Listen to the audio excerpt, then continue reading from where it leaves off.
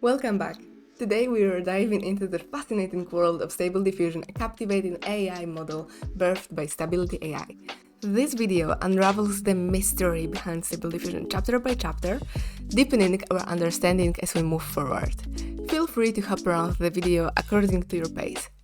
Remember, this video serves as a guide, unveiling essential insights for the no-code usage of Stable Diffusion, and paving our way towards designing and visualizing stunning projects with this innovative tool. For the curious minds who wish to delve into the intricacies of its functioning, I've dropped some useful links in the description below. Chapter 1. Understanding Stable Diffusion and why should you care? Before you contemplate skipping this chapter, bear in mind that understanding these basic elements of the tool will greatly enhance your ability to use it effectively. Trust me on this. But if you're already familiar with these aspects, feel free to skip ahead. Stable Diffusion is a deep learning, latent text-to-image diffusion model. Sounds fancy, doesn't it? But what does it actually mean? In simple terms, it's an artificial intelligence that's been tutored with countless pairs of text and images. Say you input the word cat. It won't simply replicate a cat image from the internet. Rather, it crafts a unique cat image, drawing inspiration from thousands of cat images it has seen before.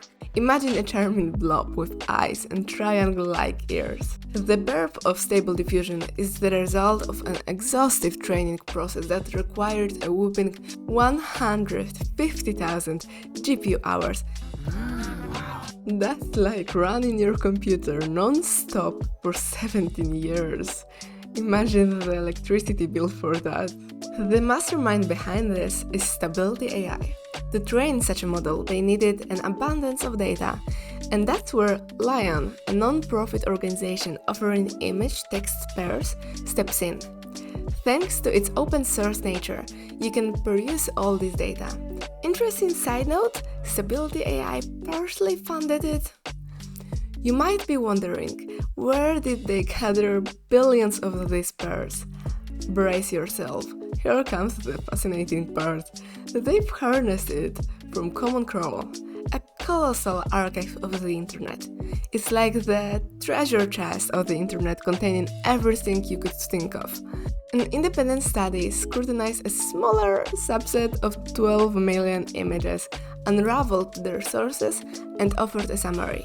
The most common sites included user-generated platforms like Pinterest, WordPress, Blogspot, Flickr, DeviantArt, Wikipedia Commons, Tumblr, and shopping sites like Fine Art America, Shopify, Etsy, and not forgetting stock images. It's crucial to note that the study encompassed only a fraction of the dataset, and the domains alone may not portray the actual sources. For instance, almost 3,000 images with ArtStation in the caption text were hosted by sites like Pinterest, so they are included in the corresponding category in the graph you see. They've also made this part of the database searchable for us, the common Redditors, so feel free to check it out using the link in the description box below. You can also explore the most common artists here. Here's a fun fact. The most common comic book artist in the database is Stan Lee. Kinda amazing, given he was more of a writer and producer than an artist. But his name is so intertwined with a certain style that many pairs in the database included it. This demonstrates that in prompt engineering, we are not necessarily striving for the truth.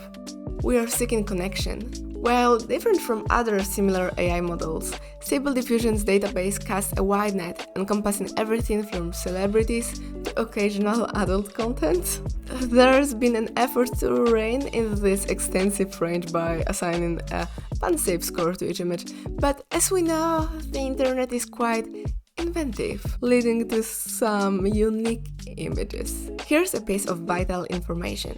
Stable Diffusion version 1.4 was predominantly trained on pictures with smaller resolutions. The 2.0 version broadened this scope, also working with bigger ones. The next step in our journey is to explore prompt engineering. It's not as technical as it sounds.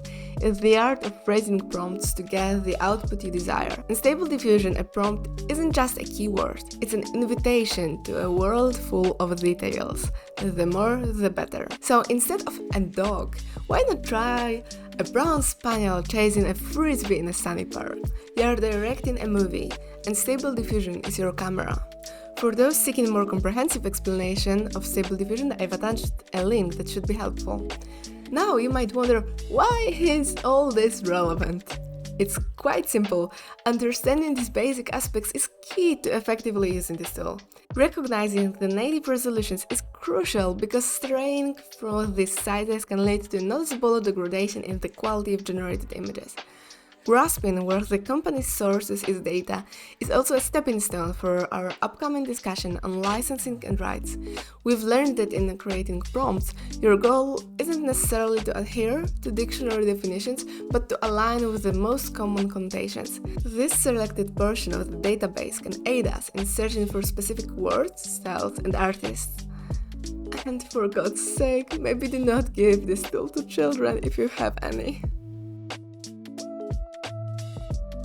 As with any powerful tool, Stable Diffusion sets multiple rules to ensure safe and responsible usage. Ethics play a massive role in AI technology, and this model is no exception. Nope. Sorry, I was just kidding. Stable Diffusion is an exception in the terms of licenses and rights. It takes a unique stand, asserting no rights over images generated, granting users full usage rights. You can delve into the complete license here. Simply put, you're free to do as you wish, provided it doesn't infringe upon anyone's rights or breach any law in your country. Matt Mostak, CEO of Stability AI, suggests it's the user's responsibility to use this technology ethically, morally, and legally. I guess it's like giving crayons to a child and saying, "Don't draw on the walls." We all know how it ends, but maybe we're adults, not children, so we'll see. This freedom, quite distinctive in the realm of AI image generation, makes Stable Diffusion a fascinating product. However, considering the sources of the training dataset we've discussed earlier, this freedom sparks discussions about potential copyright infringement. Given that visual styles and compositions aren't usually subject to copyright, it's often interpreted that users of Stable Diffusion aren't infringing copyright by generating images similar to certain artworks. But in January 2023, 3 artists brought a lawsuit against Stability AI, asserting that the use of their images for AI training was a copyright infringement. This lawsuit is a pioneering attempt to establish copyright over a style, something that's never been legally protected. Tech advocates counter that machine learning's aim is not to replicate images, but to understand their essence. The verdict is pending, so we watch and wait. This video is becoming quite long for now, so I divided it into 2. If you want to see free or paid solutions for no-coders on how to use Stable Diffusion, please visit my next video. Thank you for joining me today. Don't forget to visit my channel for more tutorials and exploration on AI-powered creativity. Bye bye and take care.